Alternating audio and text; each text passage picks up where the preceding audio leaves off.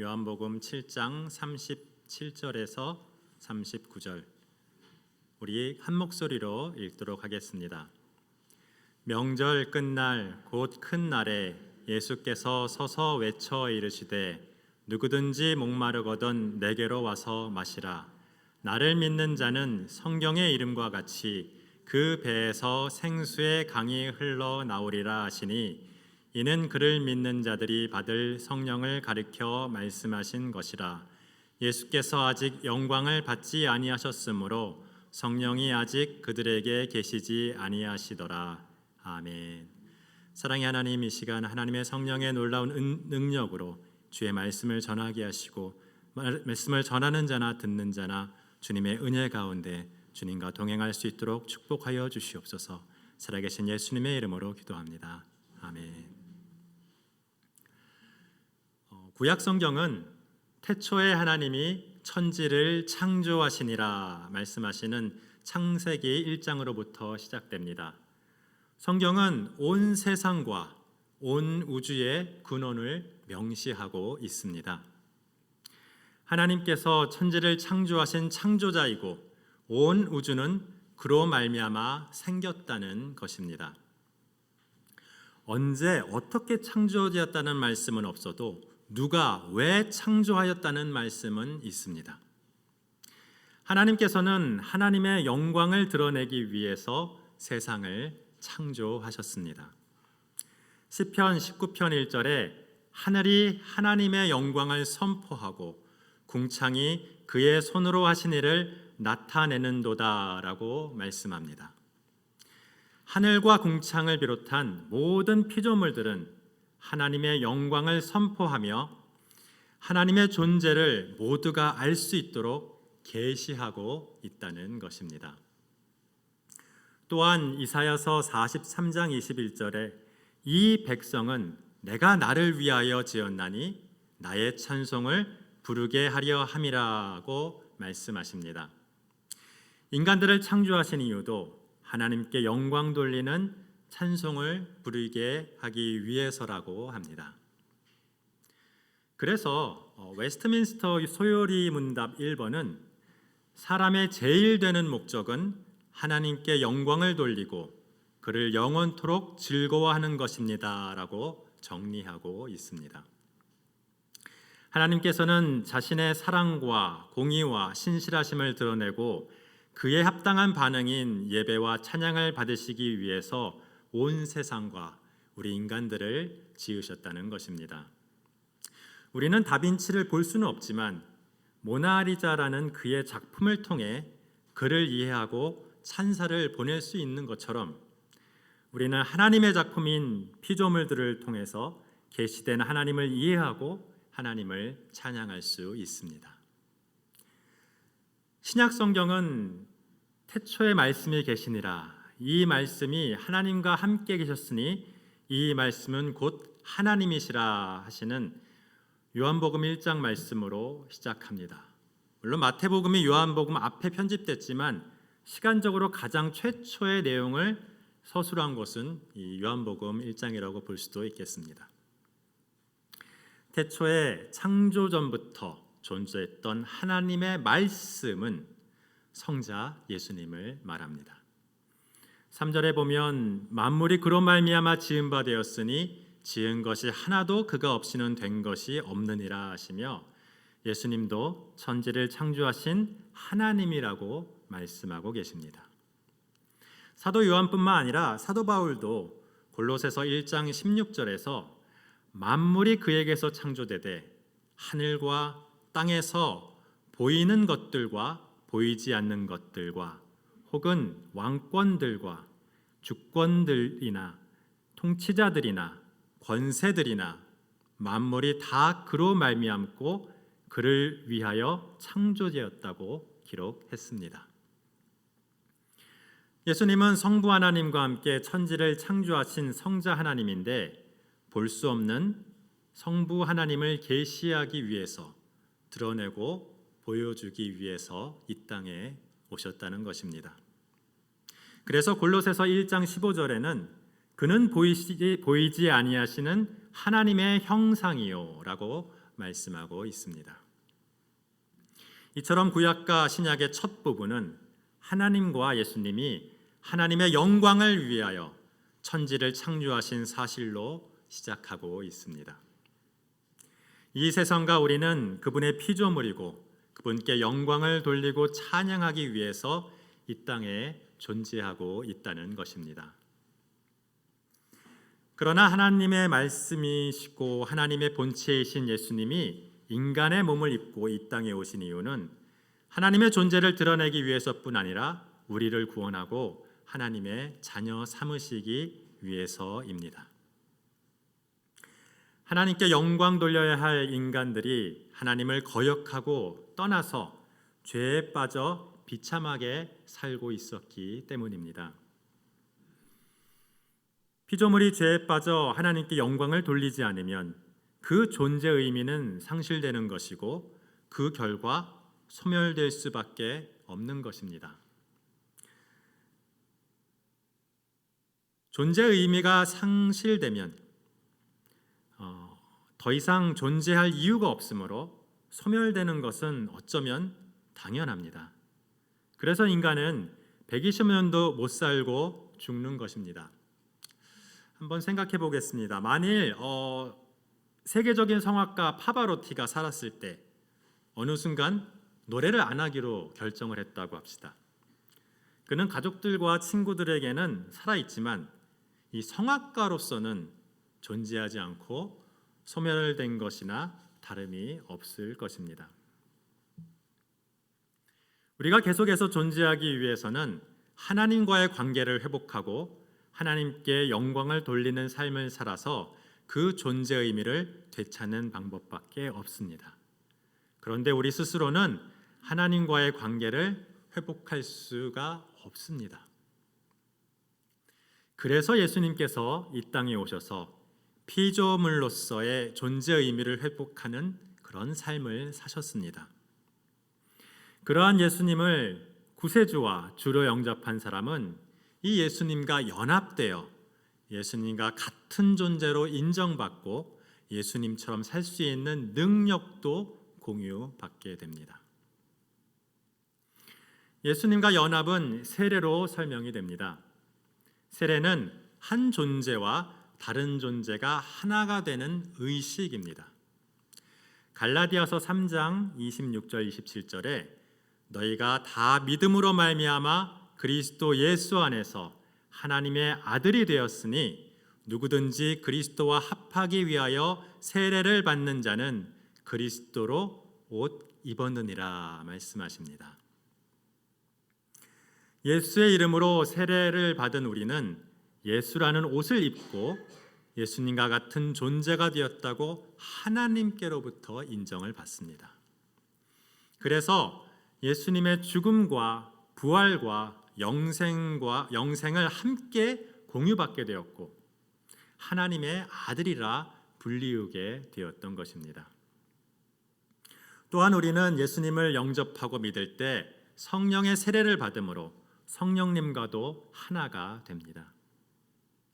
고린도전서 12장 13절에 우리가 유대인이나 헬라인이나 종이나 자유인이나 다 한 성령으로 세례를 받아 한 몸이 되었고 또 한 성령을 마시게 하셨느니라 하십니다. 우리는 예수님의 말씀대로 살 능력이 없지만 성령 하나님께서 함께 하시면 하나님의 말씀도 이해할 수 있고 또 그렇게 살 수 있는 능력도 공유받게 됩니다. 성령의 은사는 그 능력 중에 일부라고 볼 수 있겠습니다. 그러면 이 땅에서 우리는 작은 예수로 살아갈 수 있습니다. 그리고 하나님께 영광 돌리며 존재 이유를 되찾은 우리에게 더 이상 죽음은 존재하지 않습니다. 요한복음 11장 25절 26절에 예수께서 이르시되 나는 부활이요 생명이니 나를 믿는 자는 죽어도 살겠고 무릇 살아서 나를 믿는 자는 영원히 죽지 아니하리니 라고 말씀하고 있습니다. 요즘에 보면 주변에 전기 자동차를 타고 다니시는 분들이 점점 늘어나고 있습니다. 제 아내도 전기 자동차를 타는데 여러 가지 좋은 점이 있는데 한 가지 큰 단점이 있습니다. 충전된 전기를 다 소진하면 차가 죽는다는 것입니다. 충전하는데 시간이 좀 걸리기 때문에 장거리를 갈 때는 불안해서 잘 가져가기가 어렵습니다. 그런데 전기차 중에서 아무리 오래 가도 죽을 일이 없는 전기차가 있습니다. 사실 1800년대부터 써오던 차였어요. 뭐라고 부를까요? 그냥 전차라고 부릅니다. 기억나세요? 그게 지하로 가면 지하철이라고 부르죠. 네. 전차가 왜 안 죽는지 아시죠? 충전이 필요 없고요. 차 위쪽에 있는 전선으로부터 지속적으로 전기를 공급받아서 가게 됩니다. 그런데 사람도 똑같습니다. 사람은 전기 대신 생명력으로 갑니다. 그리고 그 생명력은 하나님께서 공급해 주십니다. 창세기에서는 이 하나님의 생명력을 공급해 주는 통로를 생명나무 열매라고 그렇게 설명을 합니다. 창세기 3장 22절 23절에 보면 여호와 하나님이 이르시되 보라 이 사람이 선악을 아는 일에 우리 중 하나같이 되었으니 그가 그의 손을 들어 생명나무 열매도 따먹고 영생할까 하노라 하시고 여호와 하나님이 에덴 동산에서 그를 내보내시어 그의 근원이 된 땅을 갈게 하시니라라고 기록되어 있습니다. 범죄한 인간들을 에덴 동산에서 내어 보낸 이유가 그들에게 공급하던 하나님의 생명력을 끊기 위함이었다고 기록되어 있습니다. 그 공급이 끊어진 인간은 1000년도 못 살고 다 죽었습니다. 충전된 생명력으로 1000년도 못 버틴다는 거죠. 요즘 아무리 제일 잘 나가는 전기차도 1000km를 못 간다고 합니다. 그런데 무려 120년도 더 전에 서울에서 돌아다니던 전차는 그 한계가 없었습니다. 위에서 계속 전기를 공급받았기 때문입니다. 우리도 생명력을 계속 공급받아야 삽니다. 창세기 초기에는 남은 생명력으로 그래도 900년 정도는 버틸 수가 있었는데 이 노아 홍수 이후에는 죄가 점점 많아질수록 점점 그 생명력도 줄어 이제는 아무리 건강하고 병이 없어도 120년을 살기가 어렵다고 합니다. 그러나 예수 믿고 구원받아 하나님의 생명력의 공급이 회복되면 1000년이 아니라 10,000년도 문제 없습니다. 그러나 영생은 길게 사는 것만을 의미하지는 않습니다. 영생은 사실 양보다 질입니다. 비참하게 불행하게 산다면 1000년 만년 사는 것이 어쩌면 저주일 것입니다. 하일랜더 같은 미드나 도깨비 같은 한국 드라마에는 이처럼 수백 년 동안 괴롭게 사는 저주에서 벗어나고 싶어하는 그런 주인공들이 나오는 것을 여러분들 기억하실지 모르겠습니다. 그리스도인의 영생은 영광스럽고 풍성한 삶입니다. 예수님은 요한복음 10장 10절에 도둑이 오는 것은 도둑질하고 죽이고 멸망시키는 것뿐이요 내가 온 것은 양으로 생명을 얻게 하고 더 풍성히 얻게 하려는 것이라고 말씀하고 있습니다. 여기서 풍성히는 영어로 abundantly라고 번역한 헬라어 페리손입니다. 이는 양적으로 긴 생명이 아니고 질적으로 넘쳐나는 생명을 표현한다고 해석할 수 있습니다. 이는 시편 23편에 내 잔이 넘치나이다 라고 표현한 것 같이 부족함이 없는 아주 최고의 퀄리티의 삶을 말하고 있는 것입니다. 바로 하나님의 신적 생명을 말하고 있는 것입니다. 이 생명을 공급받지 못한 인생은 오래 살아도 비참할 수밖에 없습니다. 사랑과 공의가 사라지고 생존을 위한 양육강식의 논리 속에서 불행한 삶을 살 수밖에 없습니다. 또한 생명력이 없으니 이 생명력을 대체할 다른 비슷한 것들을 계속 추구하게 됩니다. 예레미야 2장 13절에는 내 백성이 두 가지 악을 행하였나니 곧 그들이 생수의 근원된 나를 버린 것과 스스로 웅덩이를 판 것인데 그것은 물을 가두지 못할 터진 웅덩이니라 라고 말씀하십니다. 여기서 생수는 하나님의 생명력을 상징합니다. 그리고 웅덩이는 돈이나 권력이나 인간이 만든 종교와 같은 것들이라고 볼 수 있겠습니다.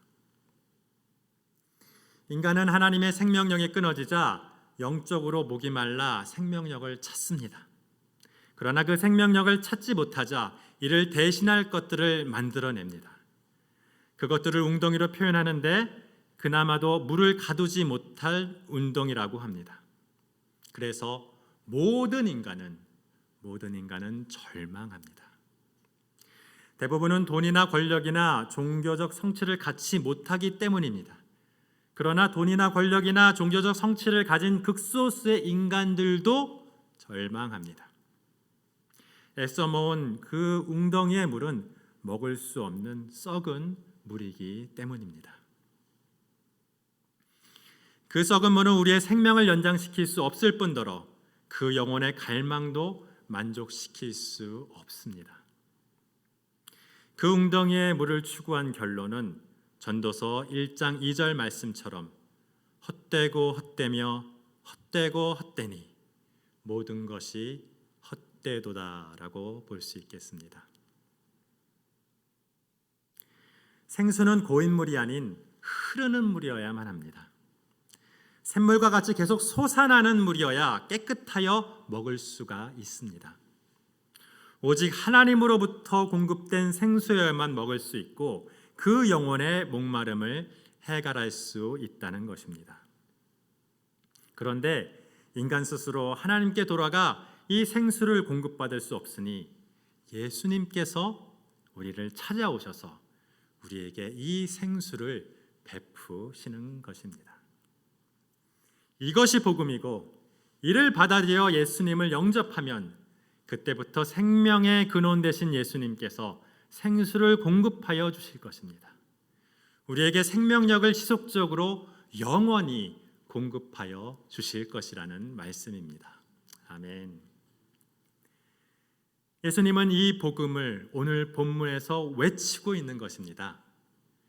누구든지 목마르거든 내게로 와서 마시라. 누구든지 목마르거든 내게로 와서 마셔라. 이 찬양 때문에 40년 이상 외우고 있습니다. 하나님께 영광 돌리는 피조물의 존재 목적을 상실한 사람은 그 영혼이 목마를 수밖에 없습니다. 예수님을 믿기 위한 기본 조건은 나의 영혼의 이 목마름을 깨닫는 것입니다. 그래서 마태복음 5장 6절에 의에 줄이고 목마른 자는 복이 있나니 라고 말씀하십니다. 교회에 오는 사람을 보면 대부분 가족이나 친구들을 통해서 찾아오게 됩니다. 그러나 예수님을 영접하는 것은 선포되는 복음의 말씀을 들음을 통해서라는 것을 우리는 압니다. 그런데 그 말씀이 이 복음으로 들리려면 이 복음에 대한 목마름이 있어야 합니다. 간절함과 절박함이 없이는 우리가 예수님을 영접하기가 참 쉽지 않습니다. 그래서 하나님은 우리의 믿음을 위해서 고난을 허락하시기도 합니다. 고난이라는 육체와 정신의 자극을 통하여 우리의 영적인 가난함과 목마름을 깨닫고 하나님을 찾게 만드시는 것입니다. 여러분, 병들어 심하게 아파보면 돈이고 권력이고 다 소용없다는 거 경험하신 분들은 잘 아실 것입니다. 그러나 그렇게 해서라도 이 목마름을 느낀 사람은 복이 있다라고 하십니다.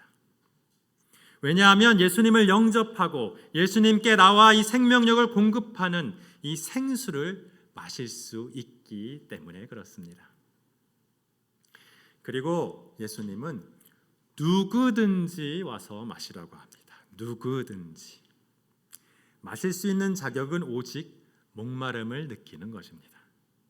이사야서 55장 1절 말씀처럼 오호라 너희 모든 목마른 자들아 물로 나오라 돈 없는 자도 오라 너희는 와서 사 먹되 돈 없이 값없이 와서 포도주와 젖을 사라라고 하시는 것입니다. 돈이 필요 없습니다. 공짜입니다. 그러나 정확히는 priceless입니다. 값이 없다는 이 말은 무가치하다는 말이 아니고 값을 매길 수 없을 만큼 높은 가치라는 말씀입니다. 왜냐하면 그 값을 예수님께서 십자가에서 죽으심으로 치르신 것이기 때문입니다. 이제 목마름만 느끼면 그래서 복음을 듣고 진리라고 믿고 예수님을 영접하면 예수님이 공급하시는 생수를 마실 수 있는 것입니다. 예수님의 신적인 생명을 공유받아 누릴 수 있다는 것입니다. 아멘. 그리고 더욱 놀라운 말씀을 이어가십니다. 나를 믿는 자는 성경의 이름과 같이 그 배에서 생수의 강이 흘러나오리라. 아멘.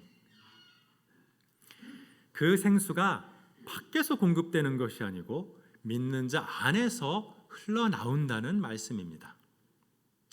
샘물과 같이 솟아나와서 그 물이 흘러넘치고 강같이 흘러나간다는 말씀입니다. 그런데 문자적으로 그 배에서 생수의 강이 흘러나온다는 말씀은 구약 어디를 봐도 나와 있지가 않습니다. 구약으로 채택되지 않은 그 당시의 성경을 인용한 것일 수도 있겠지만 그보다는 성경의 여러 말씀을 통한 의미를 정리해서 인용한 것이라고도 볼 수 있겠습니다. 이를 좀 찾아보면 요엘서 3장 18절에 유다 모든 시내가 물을 흘릴 것이며 여호와의 성전에서 샘이 흘러나와서 시딤 골짜기에 대리라 라는 말씀이 있습니다. 또한 스가랴서 14장 8절에 그날의 생수가 예루살렘에서 솟아나서 절반은 동해로 절반은 서해로 흐를 것이라 라는 말씀도 있습니다. 그리고 여러분이 잘 아시는 에스겔서 47장 1절에 그가 나를 데리고 성전 문에 이르시니 성전 앞면이 동쪽을 향하였는데 그 문지방 밑에서 물이 나와 동쪽으로 흐르다가 성전 오른쪽 제단 남쪽으로 흘러내리더라 라는 말씀이 있습니다. 이 구약의 말씀들은 공통적으로 성전에서 샘물처럼 생수가 흘러나와 온 세상으로 흘러가는 그림을 보여줍니다. 여기서 이 생수는 세상 만물을 살리시는 하나님의 생명력을 의미합니다. 그리고 신약에서는 그 성전을 예수님과 믿는 자들로 해석을 하고 있습니다. 요한복음 2장 19절에 보면 너희가 이 성전을 헐라 내가 사흘 동안에 일으키리라 말씀하시며 예수님 자신이 성전이라고 하십니다. 또한 고린도전서 3장 16절에 보면 너희는 너희가 하나님의 성전인 것과 하나님의 성령이 너희 안에 계시는 것을 알지 못하느냐라고 말씀하시며 예수님과 하나 된 믿는 자들이 이제는 성전이라고 하십니다. 믿는 자들을 상징하는 성전에서 생명을 살리는 생명수가 흘러나올 것을 구약에서 인용하고 예언하고 있는 것입니다. 거기에 더해 하나님의 성전인 우리 안에 성령이 계시다고 말씀하십니다. 이것은 이는 그를 믿는 자들이 받을 성령을 가리켜 말씀하신 것이라 하는 오늘 본문 39절의 말씀의 성취라고 볼 수 있겠습니다. 이 생명력을 상징하는 생수는 구약에서부터 성령으로 해석되어 믿는 자에게 부어지리라 하고 예언되어 왔습니다. 이사야서 44장 3절에 나는 목마른 자에게 물을 주며 마른 땅에 시내가 흐르게 하며 나의 영을 내 자손에게 나의 복을 내 후손에게 부어주리니 라고 말씀하고 있습니다. 그리고 에스겔서 26장 25절 27절에도 맑은 물을 너희에게 뿌려서 너희로 정결하게 하되 또 내 영을 너희 속에 두어 너희로 내 율례를 행하게 하리니 라고 말씀하십니다. 그리고 요엘서 2장 28절에는 그 후에 내가 내 영을 만민에게 부어주리니 너희 자녀들이 장래일을 말할 것이며 라고 하시며 선지자들에게만 임했던 이 성령님이 모든 믿는 자에게 임할 것이라고 예언하고 있습니다. 우리 믿는 모든 자들에게 임하신 성령님은 바로 우리에게 생명력을 공급해 주시는 하나님이십니다. 성령님은 성부 하나님께서 태초에 창조의 뜻을 세우시고 성자 예수님을 통하여 말씀하시면 실제로 그 말씀대로 창조 사역을 행하셨던 분입니다. 따라서 성령 하나님도 바로 창조자 하나님이시라는 것입니다. 성령님은 구약에서 하나님의 말씀을 세상에 전하거나 하나님의 일을 행하는 특별한 자들에게 일시적으로만 임하였었습니다. 그리고는 요단강에서 요한에게 세례를 받으실 때 예수님께 비둘기같이 임하셔서 공생의 기간 동안 늘 함께 계셨습니다. 그래서 성령을 예수의 영이라고 부르기도 합니다. 성령님은 예수님께서 사역하시는 기간 동안에 오직 예수님께만 머물러 있었다는 것입니다. 그래서 본문 39절에 예수께서 아직 영광을 받으시지 아니하셨으므로 성령이 아직 그들에게 계시지 아니하시더라라고 설명을 하고 있습니다. 그러나 예수님께서 십자가에 죽으시고 부활하시고 승천하셔서 영광을 받으실 때 예수님께 임하셨던 성령님은 이제 믿는 모든 자들에게 임하게 되십니다.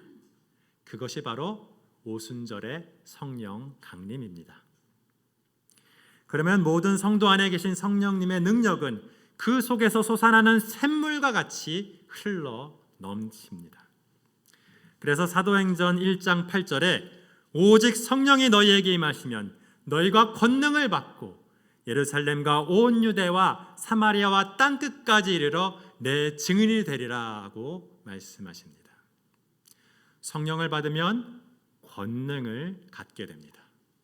그 권능으로 그 권세와 능력으로 예수님의 증인의 삶을 살 수 있습니다. 이는 복음을 전할 뿐 아니라 사랑과 공의로 대표되는 하나님의 성품을 품고 살 수 있게 된다는 것입니다.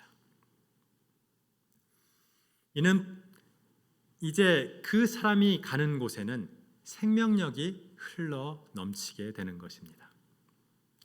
앞서 언급한 에스겔서 47장 뒷부분은 성전에서 흘러나온 이 물이 세상을 흐르면서 가는 곳마다 만물을 살리는 역사를 기술하고 있습니다.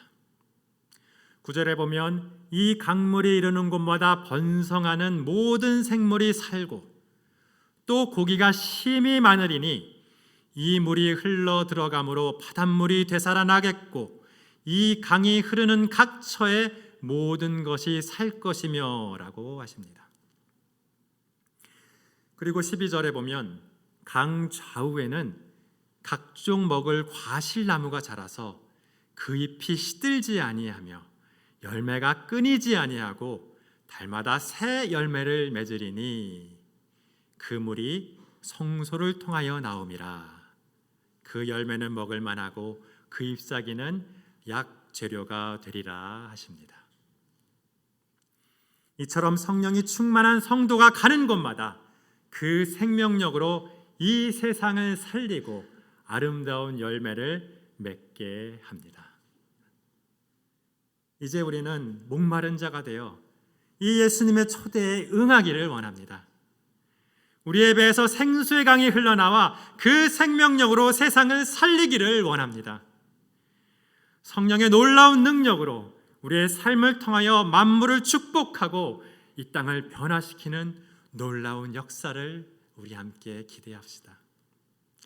2023년 새해에는 생명의 근원 되신 예수님과 동행하며 생명력 넘치는 생수의 강을 내가 살아가는 그곳에서 흘러 넘치게 하는 저와 여러분이 되시기를 축원합니다.